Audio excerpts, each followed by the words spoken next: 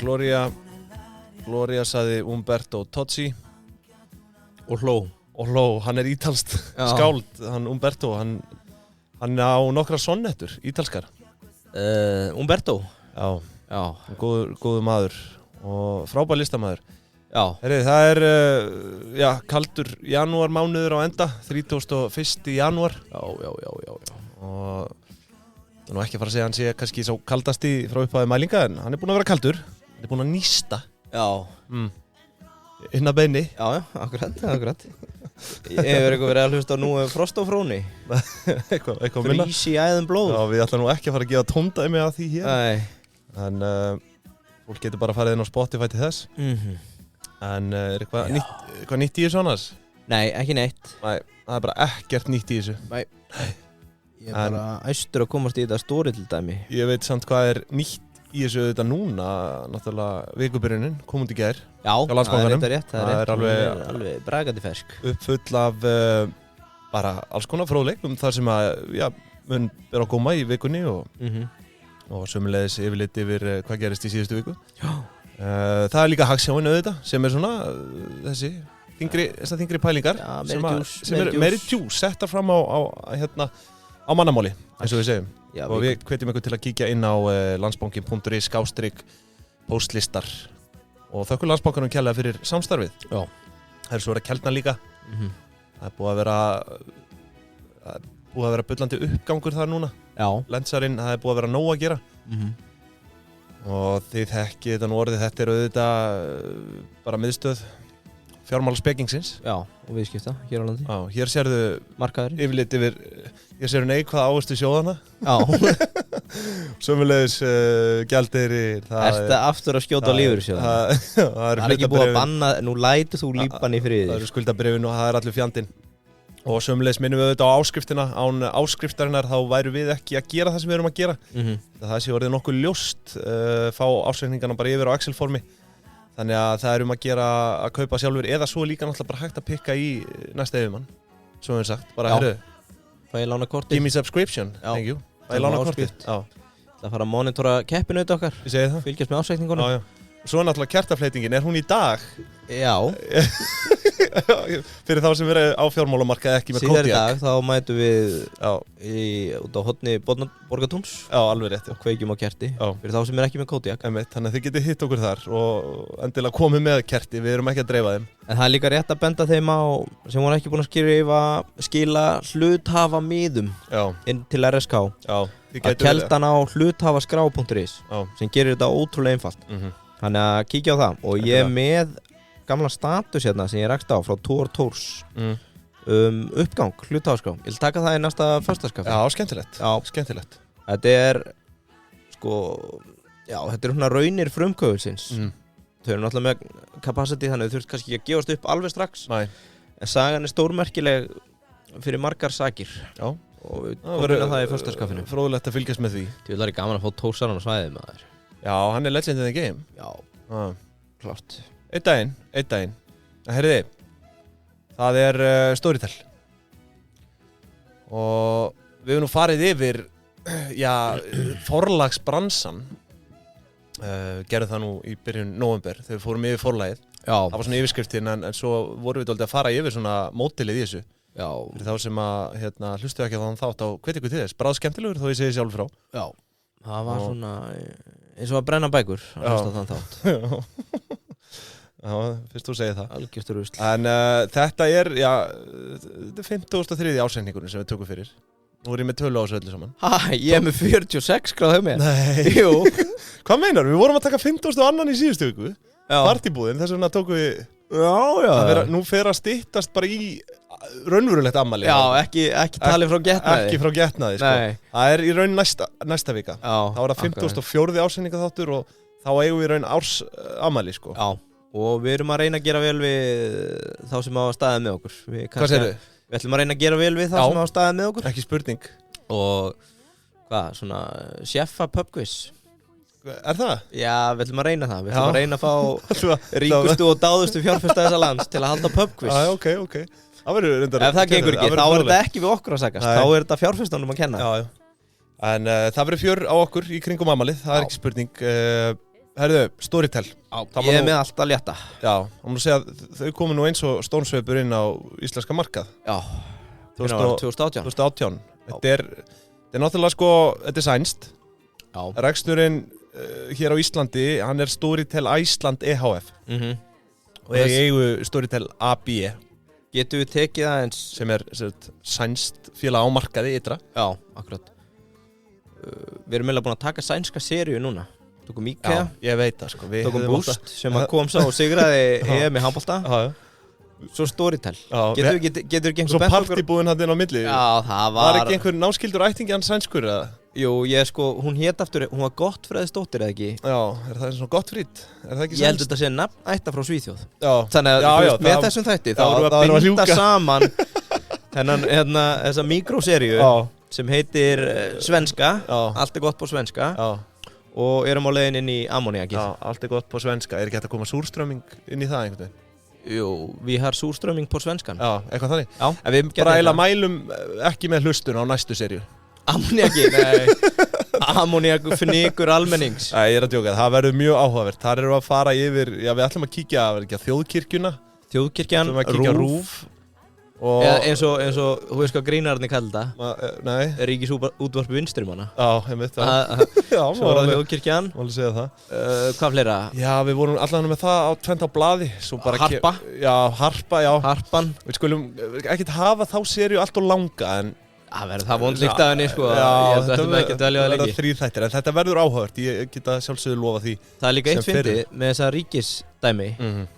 Jón Ásgeir, hann lætur efnahagsreikningin svitna. Ríkisreikningu, þegar það sem Bjarni og Sjallarnir að gera með þessar stofnanir, þeir eru láta efnahagsreikningin fitna. Já. Bara skuldsetning og taprekstur og ríkisfé og hvað fleira. Við komum með það, þú ætlar að koma með einhverja sleggju. Nei, við bara komum að því. Bara... Að láta efnahagsreikningin svitna. Það er næsta sería. Heyrðu, hætta þessari þvælu og byrja á Storytel. Já, sko... Ég er með söguna. Já, endilega. Sagan segir að Íslendingur og Svíi árið 2005, Stockholm, að labba inn á bar og lendi í slagsmálum. Já, ok. Þetta var í Stockholmi, 2005, og þeir eru í stimpingum og Svíin segir við Íslendingin, You're going to hell. Já, ok. Og þá svarar Íslendingurinn, Then I'll have a story to tell. Þá muldraði hinn Storytel og þeir sættust og verðu vinir og stofnuðu. Þetta er svo absúrt, sko. Þetta er lélegt, nei, sko. Þetta er ekki sagan. Þetta er ekki sagan. Ég varð að koma og sagði. Já, þetta er skemmtilegt. Fyrir þess að miðaldra. Það þarf alltaf að vera eitt fyrir þau. Þau hafa góman og svona. Then I'll have a story to tell. Og þá stofnuðu þeir saman Storytel og tókust í hendur. Já.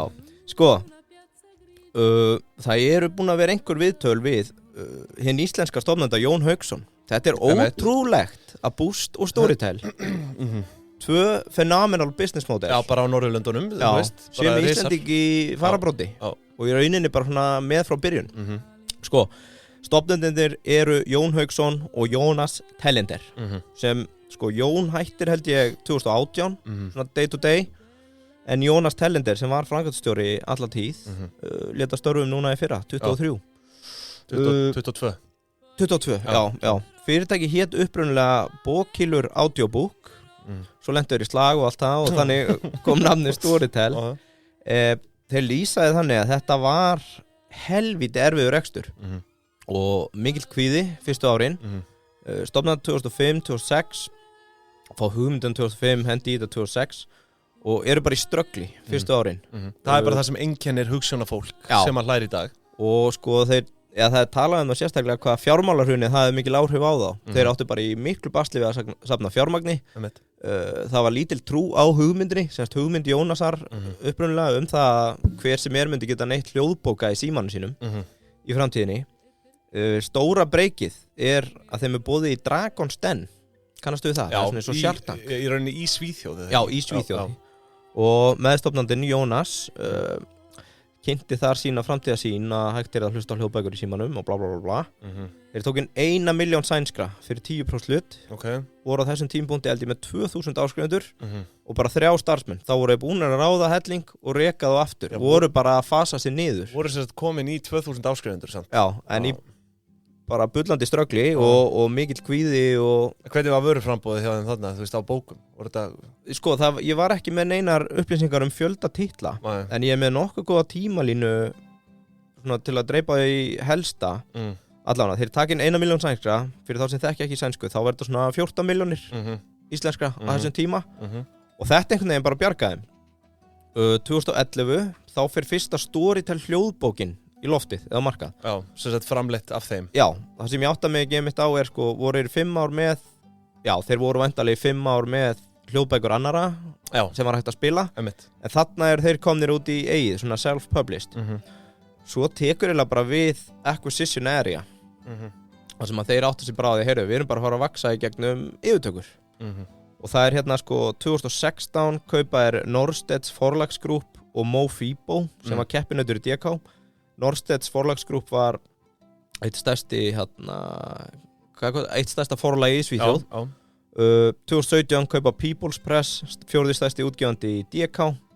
2018 komaði með tablettinn þar sem þú getur hlustað. 2019 kaupa Gummerus Kustannus. Já, sem þá... Veistu hvað það er? Er það eitthvað finnst? Já, vel gert. 3. stærsta bókaforlagi í Finnlandi. 2020 kaupaði Kitab Safti. Sem var í Middle East og þar verða þeir 2020, Storytel, stærsti hljóðbókarplattform á arabísku. Á arabísku? Já. Þannig að þau með þessu acquisition eru þau bara komin á kortið í Miðausturlöndum. Svo hérna 2022, Jónas ákveður að hætta, einbyttir sér að hlutverki sínu sem eigandi og stjórnarmaður. Við tók Ingrid Boyner sem starfandi framkvæmdastjóri og svo fram að nýri ráðningu sem mér sýndist að sé Johannes Larcher sem kom frá HBO.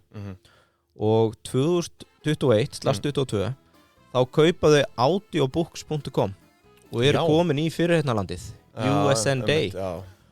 Það var keypt á $135 milljónir og að með skils með 17% markaðshlutdeild af svona enskumælandi audiobooks. Sko bara lénið sjálft. Audiobooks.com. Er verið einhverja $1,000,000 sko. Já, en þetta er nokkuð stórt því að í viðtalum sem ég las við Jón 2018 þá talaði hann að það þyrfti að vera mjög vel ígrunduðu máli að þeir færu til Bandaríkjanna. Já.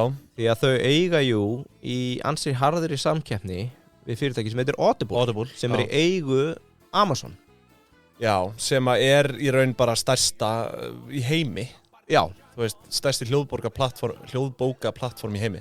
Það ekki? Nei, ég held nefnilega að þau séu eiginlega bara á pari. Það? Það er ekki mikið stærra þá. Okay. Ég fann allavega ekki upplýsingar og með að við fjölda titla, þá sýndist mér að því sem ég sá að Storytel væri með fleiri titla. Okay. Sko, ef við tökum aðeins hérna rekstramódelið Audible vs. Storytel. Það er náttúrulega kannski skemmtilegt að koma inn á það í þessari tímalínu. Árið 2020 reynduðu náttúrulega að kaupa stærsta forlag á Íslandi. Já, heyrðu, hvað með það? Forlagið.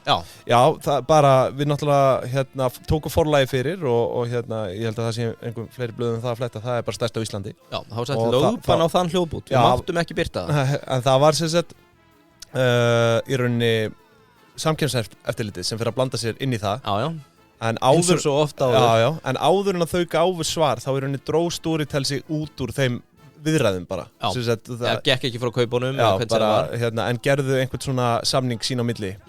Einhvern hljóðritunarsamning eða eitthvað álíka, ég man ekki hvað þetta hét en þú varst með einhverja ástæðu fyrir því. Sko, ég heyrði bara að hluti af þeirri sátt sem þau átt að gera við samkeppniseftirlitið hefði haft hvað getur maður sagt, áhrif á þau á öðrum markasvæðum og skapa fordæmi og ég veit ekki nákvæmlega hvað það var sem þeir mátti ekki gera eða hvað þeir voru að gangast undir með að kaupa forlagi hér en einhverju hluta vegna þá bakkaðu út úr því út af því þau töldu að það getur eyðilagt fyrir sér á öðrum mörkuðum þar sem að væri fordæmi fyrir að þau hafi samþykkt og hér köllum við að sjálfsög eftir aðhaldi ef að svo ber að. En svo er pæling sko líka með hvort að samkeppniseftirlitið hafi viljað bara reynilega blanda sér inn í þetta bara til að verja, þú veist, íslenska eignahaldið í þessu eða hvernig sem það er sko. Að stærsta forlag landsins var ekki í eigu útlendinga. Já, ég ætla svo sannarlega að vona að það sé ekki hlutverk samkeppniseftirlitsins. Nei, þú veist, hvað veit maður? Að fara að verja það. En ef við tökum aðeins rekstramál þetta var dreifingarsamningur þeirra á milli sem þau gerðu í staðinn. Já, að þau fá að dreifa öllum titlum frá forlaginu. Akkurat. En sko, í dag, þetta þá streymistekjur, rekstramódelið, Storytel og sennilega höfundaréttur og tekjur sem fylgja svona hefðbundu undir því en svo það líka að þau eru með þetta hérna hvað heitir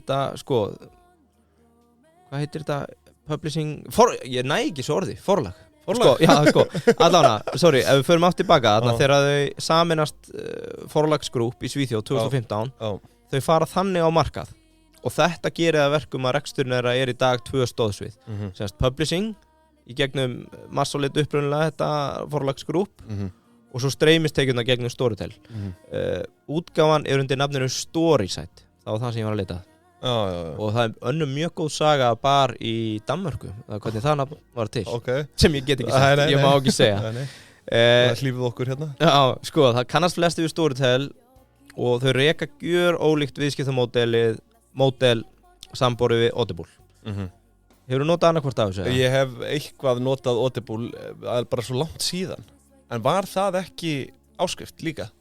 Audible bara óþólandi. Það rauninni þú ert að borga áskriftartekjur ekki þarf að borga aukalega fyrir jú, en þetta í formi þessa og komnir núna ógeðslega margir leiðilegir flokkar ég kan bara rúlla yfir þetta. Það Audible Premium kostar $14.95 á mánuði og inni því 1 kredit í Plus og 1 í Premium svo við með standard áskrift sem heitir Audible Plus sem $7.95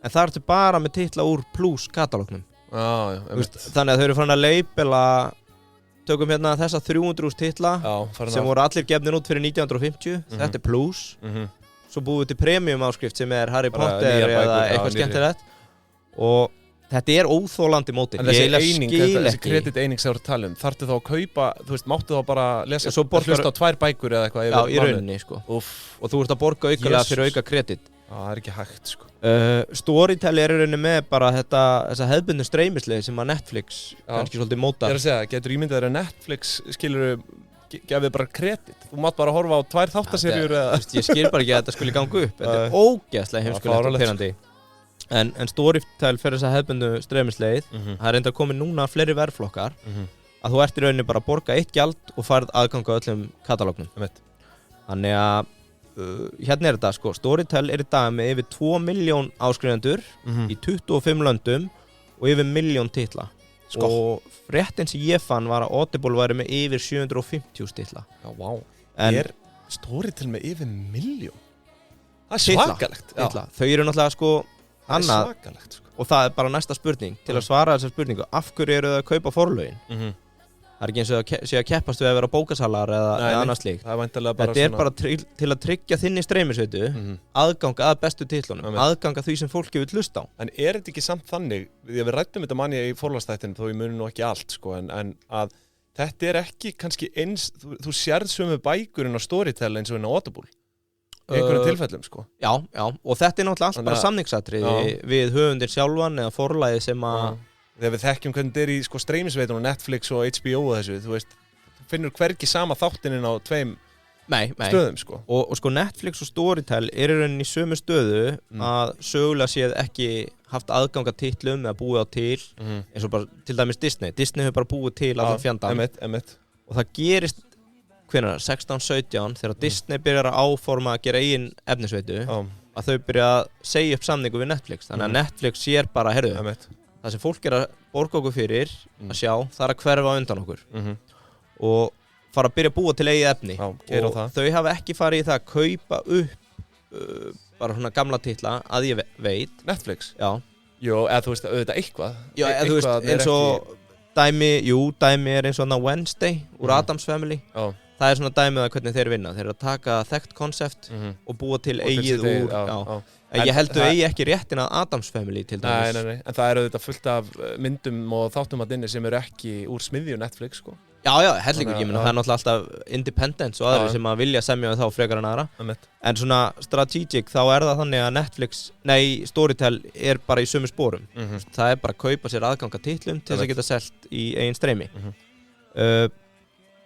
og þú ert með verðflokkana ég þarf ekki að fara yfir þá nei aðeins að lokum hérna, þessi hljóðbókamarkaður heldur hann að sé enn í vexti eða farið að hægja á? Ég held að sé enn í vexti, já hann í bullandi vexti og það er nóinni segja menn ég finn það líka bara sjálf ég alltaf að færast nær og nær því að færa mig yfir þetta form þó ég sé ennþá mest fyrir að lesa bara fysiskar bækur, sko. Já, en sko, það tvennt sem keyrir þetta áfram. Og arðbærasta segmentið raunin ekki ennþá búið að átta sig á hljóðbókum. Nei. Það okkar elstu bræður og systur. Já. Ömmur og afar, mömmur og pappar. Já. Að, þú veist, fólk sem vant í að lesa bækur og kannski að lendi í því að byrja að lendi í sjónvandamálum öðrum, þá eru hljóðbækur bara að verða algjört gull. Já. Fyrir fólk á elliheimilum, annars staðar að geta hlusta á þetta daginn út og inn. Maður velti því fyrir sér, þú veist. En svo það bara við, unga fólkið. Tvö stærstu segmentin. Þetta gamla og þetta unga. Já, það spurning hvort að hinn ritaða bók undir höggja sækja, sko. Já, sennilega. Þetta það þægilegt, sko. Já. Og sko, þetta eru í rauninni hljóðbækur og hlaðvörp sem eru í fullum vexti og þá á sig sikkur spektrumi, sko. Hlaðvörpin meira yngri og eldri eru svona sætta sig við hljóðbækur og tæta þær í sig, gömlu góðu titlarnir sem við þekkja. Meðan ungu eru svona, nýju vitlýsingar sem við hlusta á. Og ég fann hérna í þessu viðtali við Jón, hann með eitt. Hann bendir á í eðli sínu eru hljóðbækur og að framleiða þær, því að þau eru nú að framleiða eigin bækur.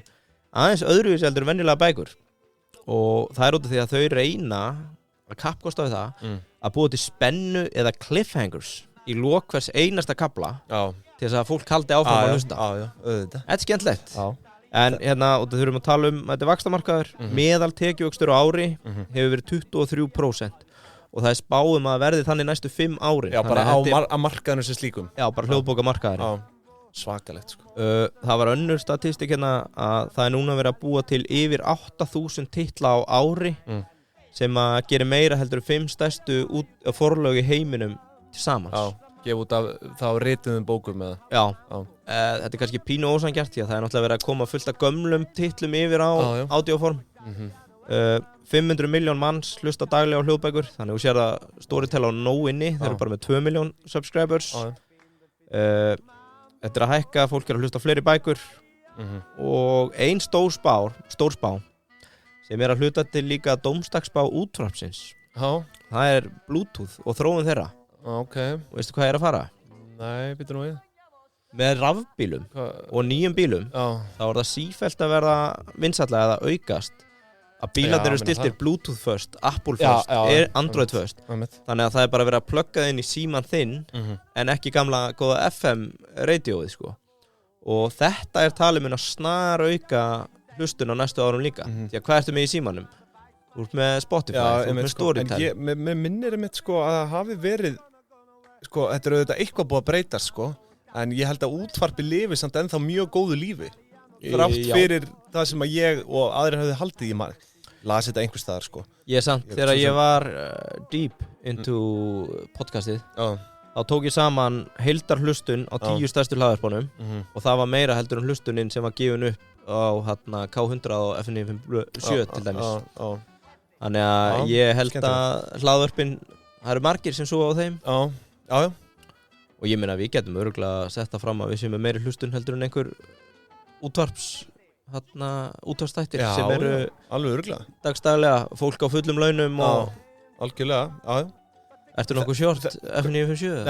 Nei, ég myndi nú ekki segja short útvarp þannig, sko, því að þetta eiginlega bara svona öðruvísi form, þetta öðruvísi listform, getum orðað þannig. Já. En ég held að eðlilega með að við aðganginn sem þú hefur núna í símanum þínum, þú veist Spotify, öll þessi podcast og annað, það vissulega eitthvað farið að halla undan fæti þar, sko. Já, líka bara að þú tekur þess að tækniþróun hvað þetta orðið einfalt. Ég meina fólk að byrja bara með fartölvu og þú komið með hlaðvarp sem getur fengið dreifingu út um allt. Já, algjörlega. Sögulega sé að þú þurftir að komast í atvinnuviðtal hjá einhverju útvarpsfyrirtæki til þess að komast inn í stúdíó. Og helst fyrst búin að vera að sanna þig á einhvern annan hátt til að fá þátt í útvarpi, skilurðu. Og ég meina það enn þann dag í dag að gott ef það ekki RÚV sem er svona hugmyndasamkeppnir fyrir hlaðvörp.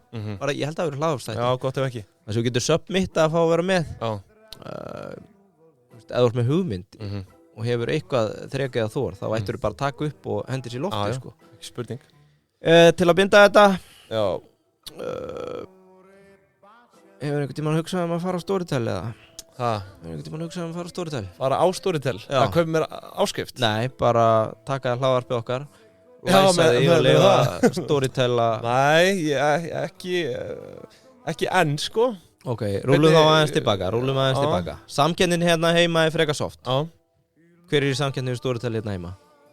Það væri þá bara fyrst og fremst forlagsappið. Já, ég var að segja, það með eigið app og mér skildist að það væri 1-3% af veltu forlagsins, þannig að það kannski 30 milljónir samanborið við þínar gigantísku tölur sem koma hérna eftir. Gleymist hljóðbókasafnið líka.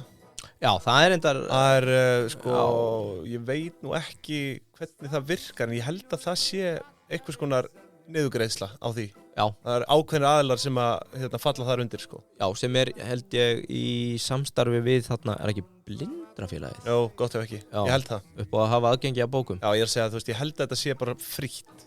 En sko, bara svona, ég ætla að segja, þetta bara upptalið hjá þér, því ég vissi að myndi segja forlagið. Já. Svo gott sem. Já. En ég svo sem fór yfir þetta bara í einu kisu klóri, eða kannski ég mátt kynna mér þetta aðeins betur. Já. Það náttúrulega komna nokkra hlaðvarpsveitur í dag, en ég myndi leiðbeina þeim að beina sjónu sínum frekar að hljóðbókum. Þetta mun stærri markaður og meira lukrativ. En í Svíþjóð, bara til að klára þetta, þetta ekki bara dansa á rósum. Þá hafa ég lent í barningi og í frétt frá 2019 sagt frá þeirra Bonnier, stærsti útgefandi Svíþjóðar, dró alla titla úr Storytel og bjóð til eigin streymisveitur. Og þau tjáðu bæði opinberlega vanþóknun sína hvort á öðru eins og gerist þegar menn að rífast. Þetta gerist á bar, I've got a story to tell. Bonnier bent á að umbunarkerfi Storytel væri ósanngjarnt, ég kemur á það eftir, og Storytel skaut á móti og sagði að Bonnier væri að rukka 2 sinnum hærri royalties heldur en nokkrir aðrir útgefendur. Það sem við erum að benda á að 2019 þá fór Storytel yfir í tekjumódel sem í dag og það að borga per hlustaða mínútu. Fyrir þá sem að hugsa að gefa út hljóðbók eða vinna með Storytel, þá virkar þetta svona, og ég fæ þá kannski leiðréttingu frá Storytel. Ef þú átt bók eða efni eða höfundarétt að því einhverju sem þú vilt gefa út, þá Storytel með tekjupott sem allar streymistekjur fyrir hvern mánuð. Ok, þú ert bara með alla sem að borga í áskrift, tekur tekjurnar og setur í pott. 50% af tekjunum fer vist til Storytel, bara beint. 50% síðan það sem skipt með öllum hinum höfundunum sem að skaffa efni inn á Storytel. En fá allir greitt jafnt? Nei. Það greitt eftir hlustari mínútu. Sem sagt, það borgu króna per hverja hlustaða mínútu. Já, þannig að það væntanlega ekki fast gjald alltaf fyrir per mínútu. Það fer eftir bara hver veltan yfir árið. Í mánuðinum? Já, þú veist, það bara fer eftir fjölda áskrifenda. Já, akkurat. Þannig að þú ert ekkert með fast bara eitthvað að þú farið 1 aur per mínútu streymda. Nei. Það ekkert, einmitt. Já, jú. Nei, í raun ekki, því þú veist ekki tekið þetta fyrirfram, sko. Nei, akkurat. Og sko, það annað, ég hef áður reynd að spyrja höfund og annað, þau bara neita að gefa þau. Já, þetta er eitthvað feimnismál, sko. Já, þú vilt ekki segja hvað... Það er sem við þurfum að komast í, sko. Já, það hefur engin höfundur sem ég hef talað við, sem ég veit á Storytel, vilja segja hvað er verið að greiða. Það er bara að fara að gefa út sjálfur. Já, við þurfum að henda pingjunni að inn og sjá hvað okkur er boðið. En sko, í grunninn þá er það þannig að það er reiknað þetta lok hvers tímabils, mánaðar eða korter. Þín heildar hlustun í mínútum talið er tekin og þú fær hlutfall af því. Þetta er nokkuð jákvæður hvati því að þú ert inn á Storytel þá ertu væntanlega að auglýsa þína bók til þess að fá hlustun þar inn og það stækkar náttúrulega plattformin líka í streymistekjum. En eins og ég segi, mjög erfitt að fá þessa krónutölu á hreint og hitt mótilið sem er í gangi er að ef þú átt höfundarétt að einhverju eins og við höfundaréttin hérna pingjunni, er það ekki? Já, svona. Þú lést mér nú reynda að skrifa undir einhvern samning þegar ég var fullur hérna dag. Var ég að afsala rétt? Afsalaði öllum gömlum þáttum.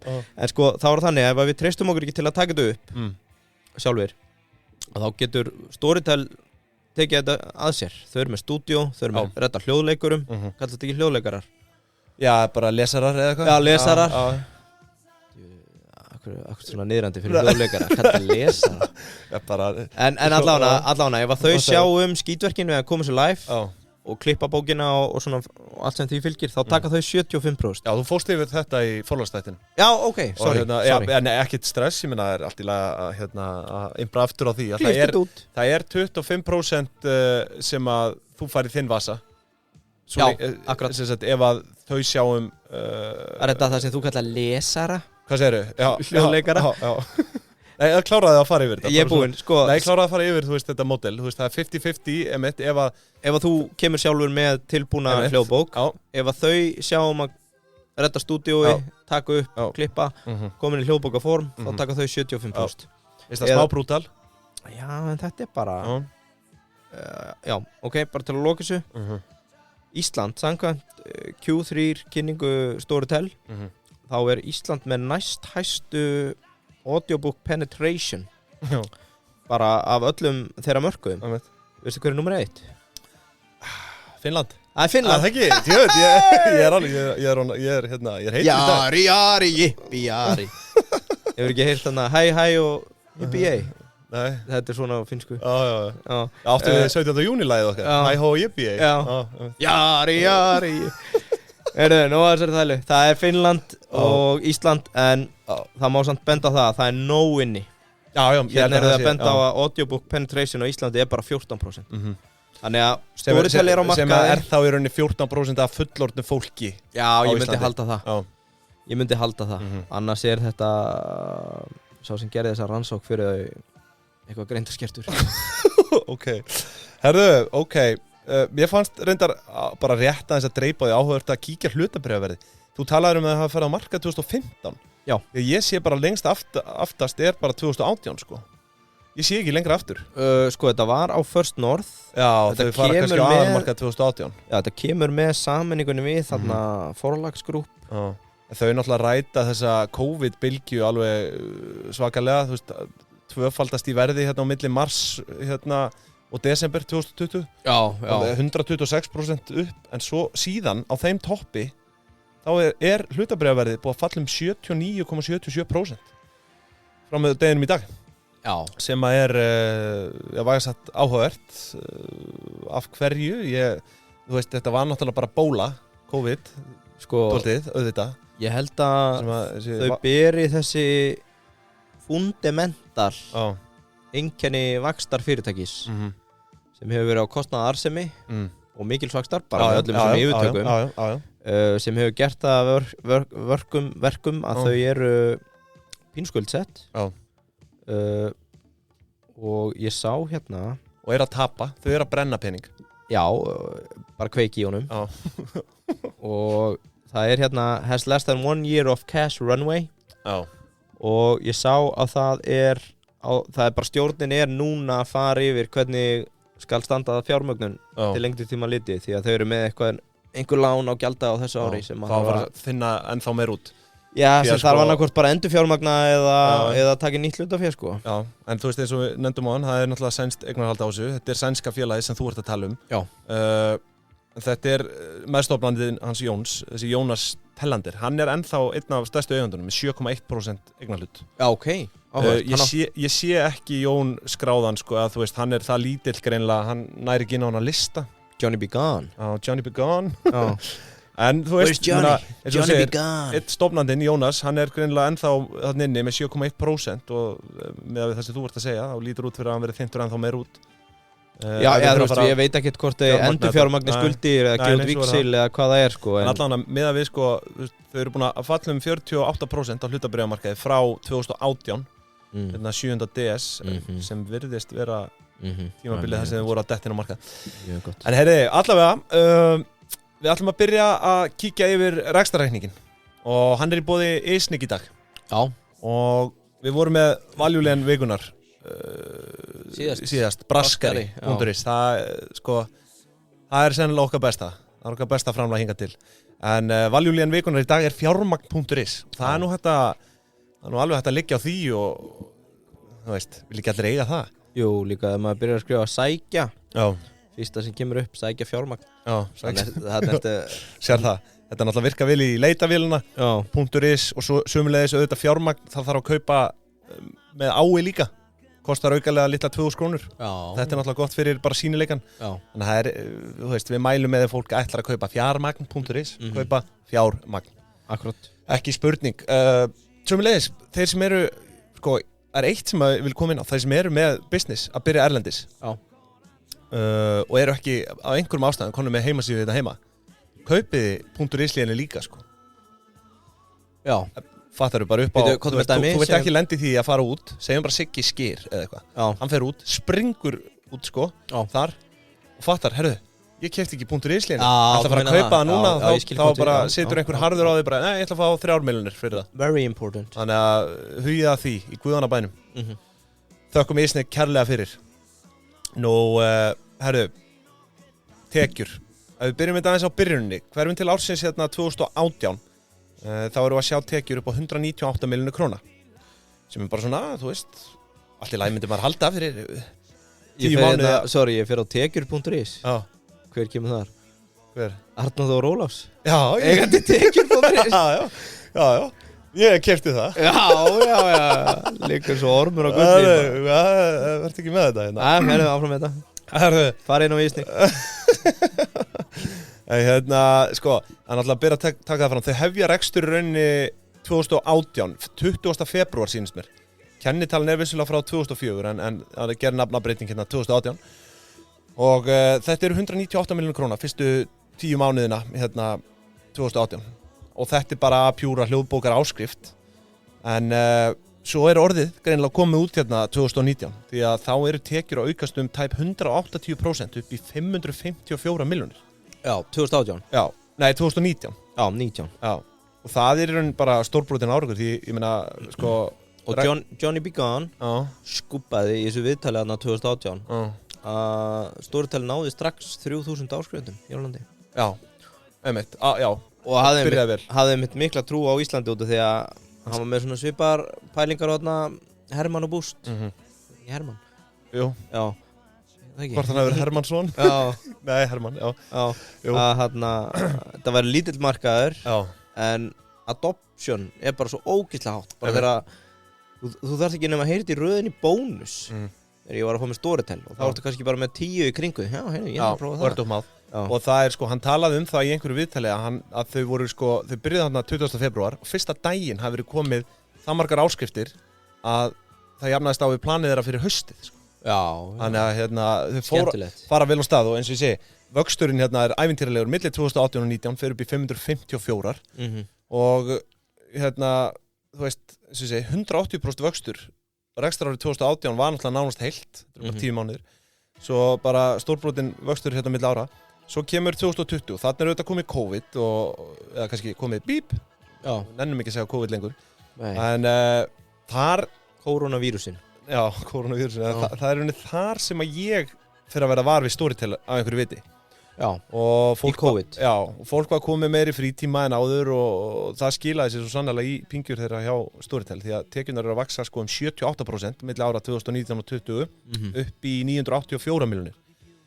En þau leta ekki staðnum í þar.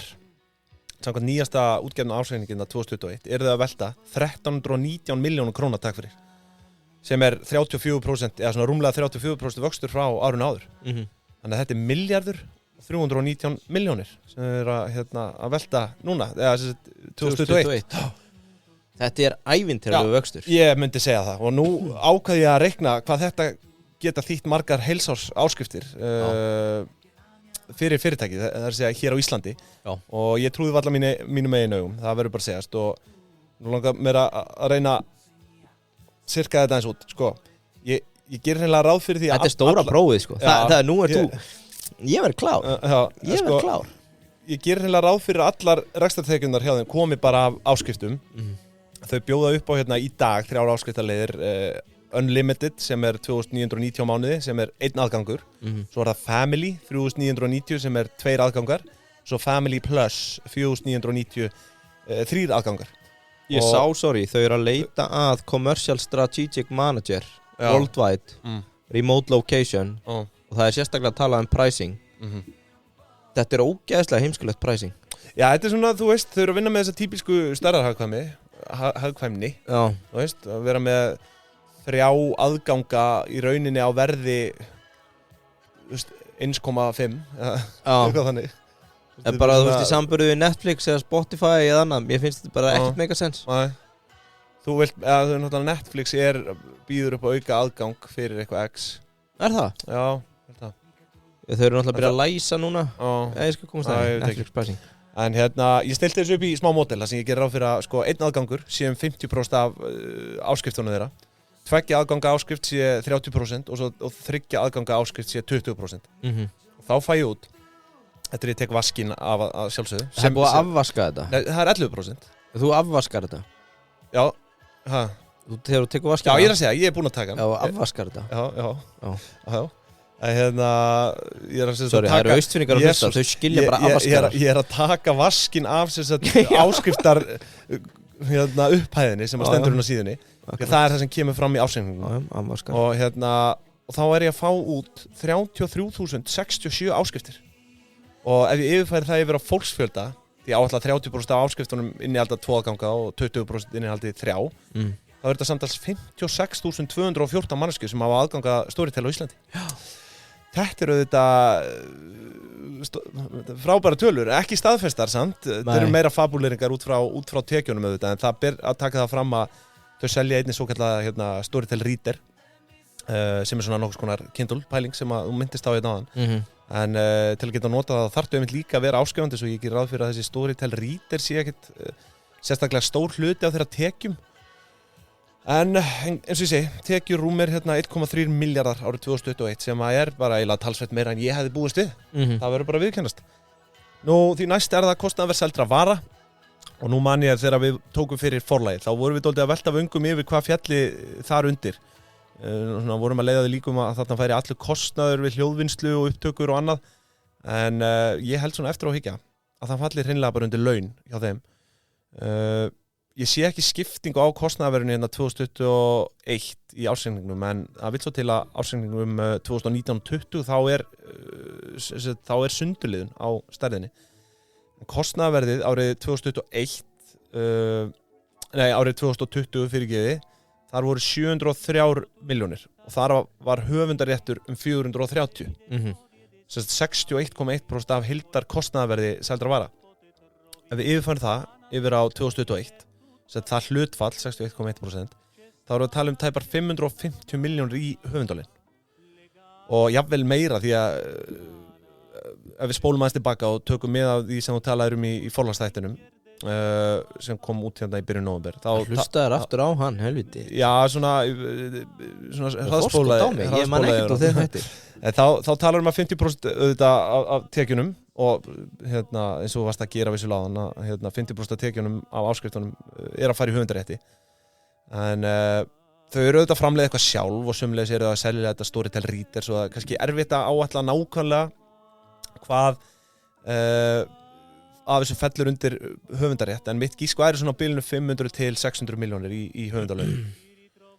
En næststærsta stærðin undir kostnaðarverðinu sem ég sé í ársreikning árið 2020 erlend þjónusta, 34,3%, 241 miljón. Og nú veit ég ekki alveg hvað það nákvæmlega sem fellur þar undir, en mjög líklega það kaup bara á rétt á erlendum bókum. Mig grunar að það falli ekki undir höfundarétt. Mér finnst líklegt að það séu bara íslenskir höfundar eða hvað. Já, ég veit ekki. Svo líka annað, ég fór að hugsa að það sé eitthvað svona fransæsvíni eða eitthvað, en þeir eiga þetta held í 100% hér eða ekki? Jú, en ég bara með dettur ekkert annað í hug hvað geti verið undir erlendum bókum, því að eins og ég segi, það voru 241 miljón árið 2020, ég þekki ekki sundurliðun árið 2021. En hvaða skýring þetta? Hvað segir þið? Hvað ertu með? Já, þetta erlendur kostnaður. Erlend þjónusta. Já, ég veit ekki hvort þetta sé einhver vinsla eða eitthvað. Allavega, mjög líklegt að það sé kaupa á rétti á erlendu bókum.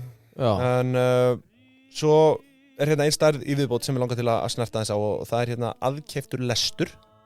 Sem var ekki nema rétt rúmlega 1% af kostnaðarverðinu 2020.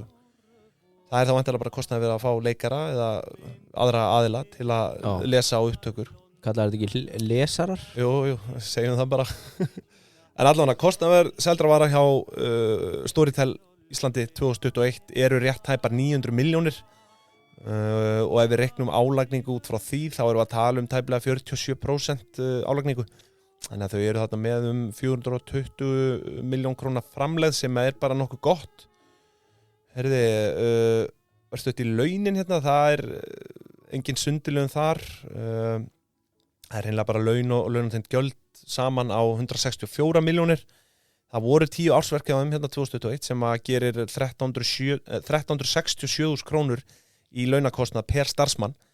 og ef við fabulerum aðeins og tökum launatendugjöldin af sem að ég áætla svona 21,3%, akkur ekki þá þetta tæplega 1,1 milljón á kjaft. Já. Þetta þungavítta laun. Já, þetta bara já, þú veist sænsk velmegun kom inn heim í skeifuna sælur ekki Svíþjóð og þetta skemmtilegt, en svo stærð sem að heitir rekstur húsnæðis sem telur 11 milljónir. Það undir fellur leiga, viðhald, sameign og allt það þarna eins og segir til húsa í skeifunni 17 sem sama bygging og Dominos í skeifunni. Ég sé ekki sundliðun á þessu frekar en á koksin árið 2021, en ef ég hverf aftur til ásins 2020 þá sé ég að ársleigan 5,3 milljónir sem svona 440.000 á mánuði. En svo virðist vera slatti líka í viðhald og það 6 milljónir og samtals 13,6 milljónir árið 2020, en húsnæðiskostnaðurinn að lækka allan milli ára, stendur í 11 milljónum eftir rekstrarárið 2021. Svo líka skrifstofu og stjórnunarkostnaður upp á 133,5 milljón.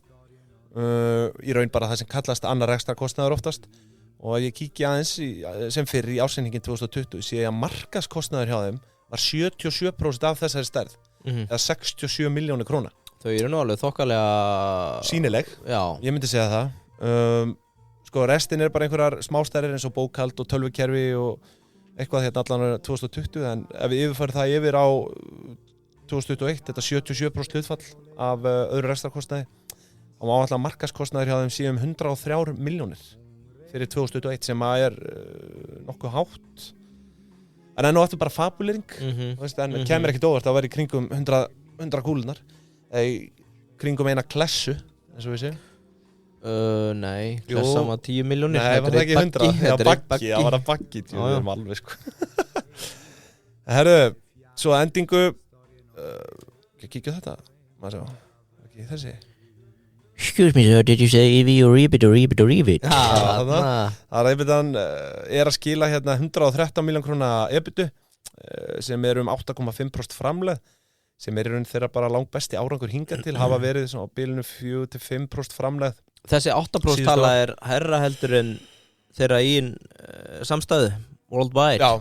Þannig að það má segja að Ísland sé að rífa og þú veist eins og nefndir réttilega reyndar fyrir þátt að svona SAS, þú veist, þetta hugbúnaðar drifið, þetta ætti eðlilega vera kannski með hærri EBITu, en það vissulega það sem kemur að inn þetta höfundalaunin og allt sem að rífur. Þau eru mjög þungi í þessum bransa.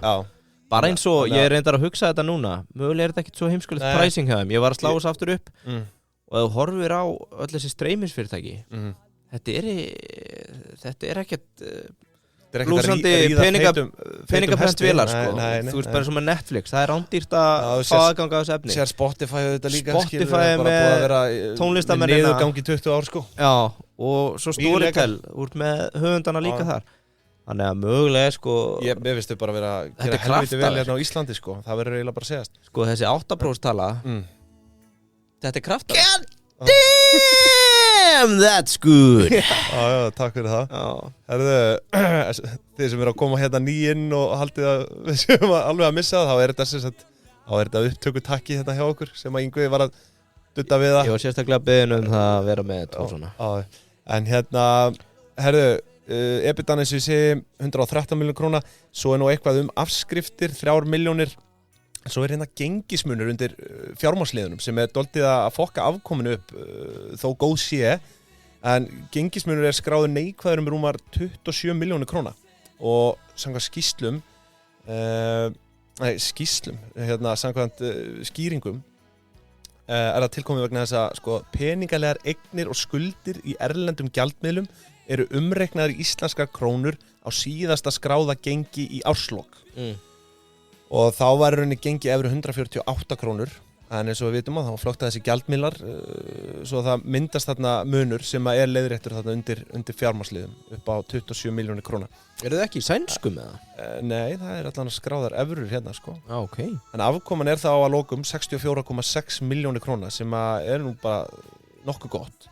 4,9% hagnaðarhlutfall sem sömuleiðis þeirra besti árangur þrátt fyrir þennan mikla gengismun.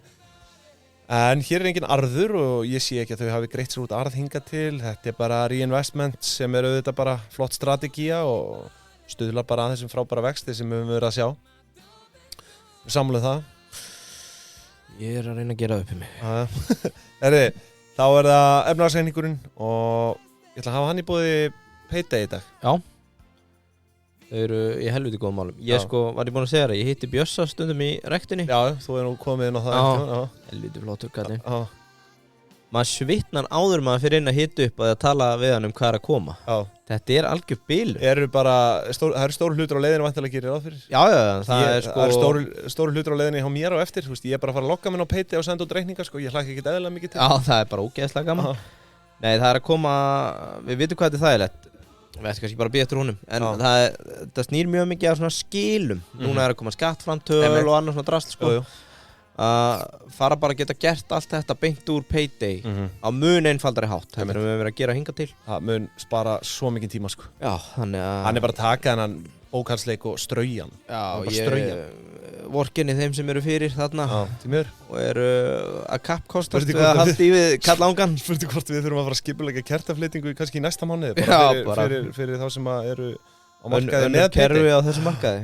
En við þökkum Payday sjálfsögðu kærlega fyrir. Það er sjálfsögðu afsláttur af fyrsta mánuðinum. Já, fyrir þá sem verðt að nefna það. Kom inn í Facebook síðuna Dýbind og Bingjan og vilja skrá sig í Payday. Já, ekki spurning. Pinned post. Já, hann pinnaður efst. En herðu, við byrjum á eignum sem fyrr. Það skiptast í fasta fjármuni og veltu fjármuni. En fasta fjármunir ekki nema tæpar 18 milljónir á bókfæru virði. Og þar eru einungis svokallaðir varanlegir rekstrarfjármunir og þar fellur undir meðal annars upptökustúdíó sem á bókfærið virði tæpar 10,8 milljónir. En réðust þetta í alveg talsverðar framkvæmdir með það árið 2020 samkvæmt yfirliti úr þeim ársreikning. Þar voru viðbætur upp á einhverja 7,8 milljónir króna. Þannig að ef eitthvað vilja fullkomna þann leik þá. Já.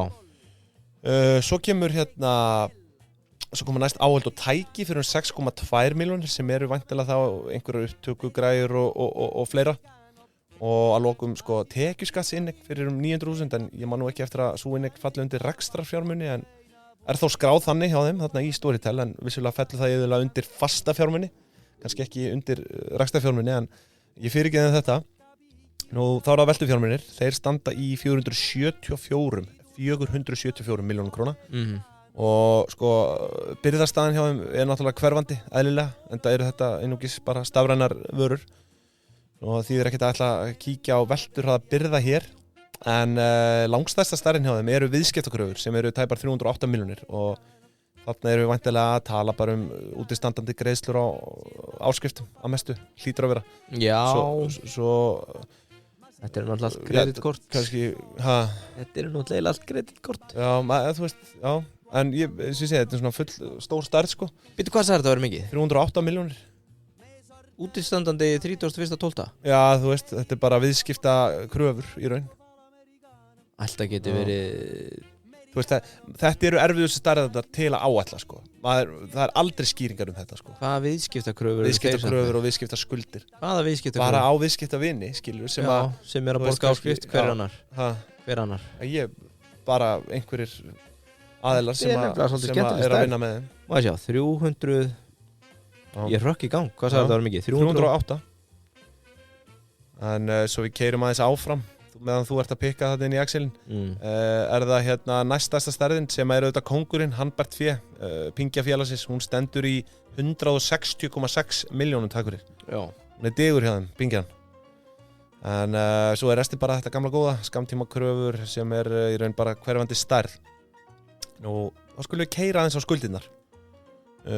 Og það staðan stórgóð til lengri tíma litið að minnstakosti, engar langtíma skuldir á félaginu og það ekki sýnilegt að svo hafi verið alveg frá upphafi rekstrar 2018. En ársreikningurinn frá því ári hann nú frekar torrlesinn og sé engin smáatriði þar svo sem þau voru allan gott sem langtíma skuldlaus það árið.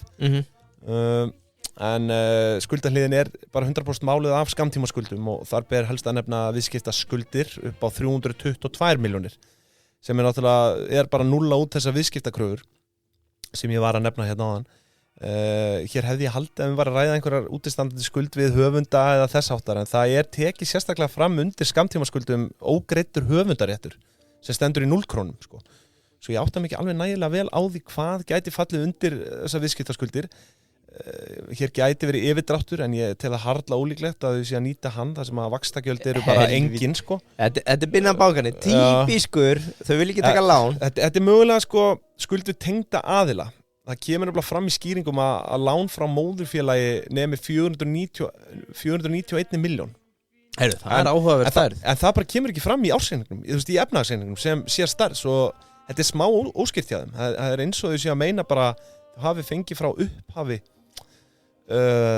lán upp á 491 miljón sko. Mér finnst það mjög sérstætt en það ágætis líkur að eftirstöðvarnar standi Við ættum að kaupa lénið standsetja.is og vera með svona hvað kostar að standsetja ákveðin business á Íslandi.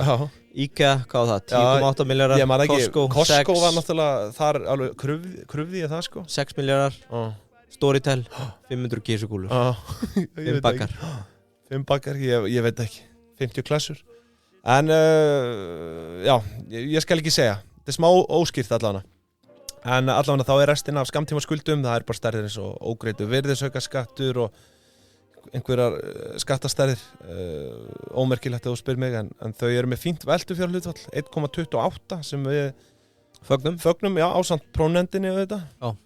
En heildarskuldir eru því samtals tæpar 370 milljónir sem gerir 75% skuldahlutfall.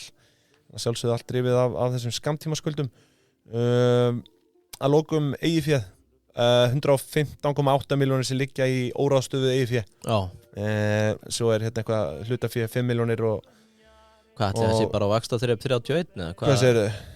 Veist inn á hvaða bók liggja þessar 100 milljónir? Óráðstöfuðu féð? Það liggur ekki inn á neinni bók, það handbara féð. Já, það handbara féð sem liggur inn á bókinni.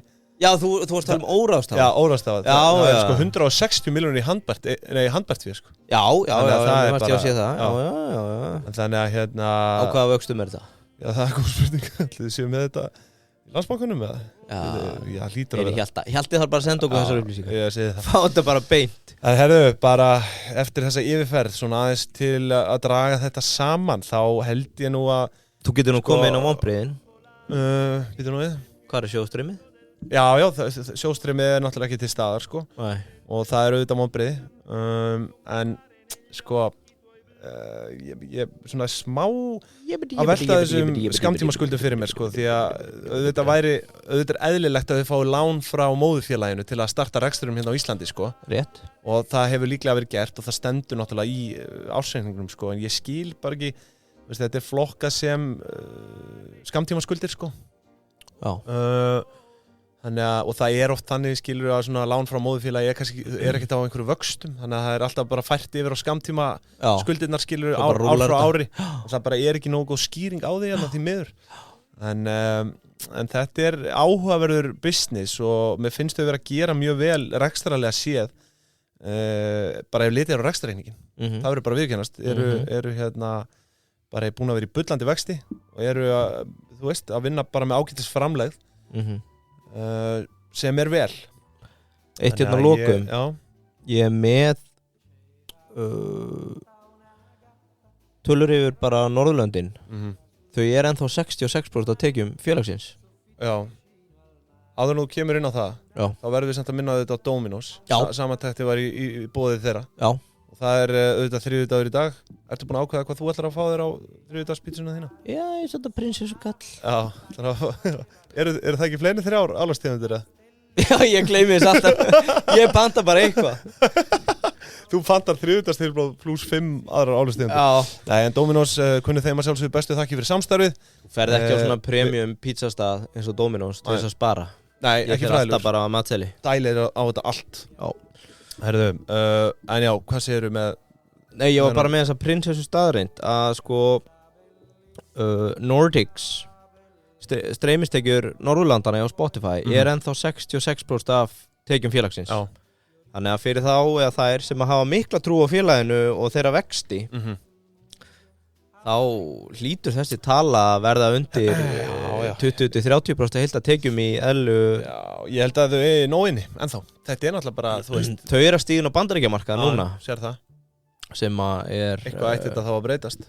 Já, náttúrulega harðari samkeppni og allir sápakki. En sko, það er líka hérna average revenue per user í sænskum sem að ég er búinn að afgengisvæða. Ok, já. Yfir á íslensku. Og hér höfum við Q3 2068 krónur að meðaltali sem segir mér að við Íslendingarnum að borga mikið. Hefur verið að ofrukka okkur? Já, ég geti trú að við séum að borga mikið. Þetta er sem sagt að meðaltali 145 sænskar á mánuði sem ég tók bara sínum 14,26 sænskar. Og í non-Nordics löndunum þá er þetta sko nær 1100 til 1200 kalli. Já, þetta er ódýrara.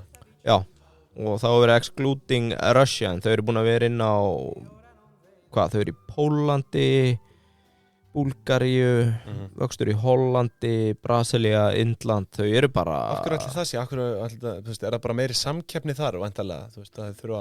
Allt sé ekki bara í takti við kaupmátt. Já, svo er það. Þú ert örugglega ekki að fara að rukka Íslendinga sama og einhvern frá, hvað getur við tekið? Brasilíu? Nei, ég er svona, já, náttúrulega frekar hár kaupmáttur á Norðurlöndum, eðlilega, en það meikar svo sem auðvitað sens, sko. Já, það væri mitt gisk. En ég menna, þú veist, það er sama, kostar sama Netflix hér og í Bandaríkjunum, skilur við, eða annar staðar í Evrópu. Já, Netflix er reynda með aðra strategíu þegar kemur að þessu. Svo sem kannski ekkit, ég veit ekki, áhugaverður punktur. En annað sem er áhugavert er, við vitum reyndar að þú ert alltaf að díla við enn erfiða kostnaðarlið höfundaréttur. Af hverju ætli þetta, þú veist, að fá hljóðbækur sé næstu í 2 sinnum dýrara heldur en að vera með Netflix áskrift? Já, það er góð pæling.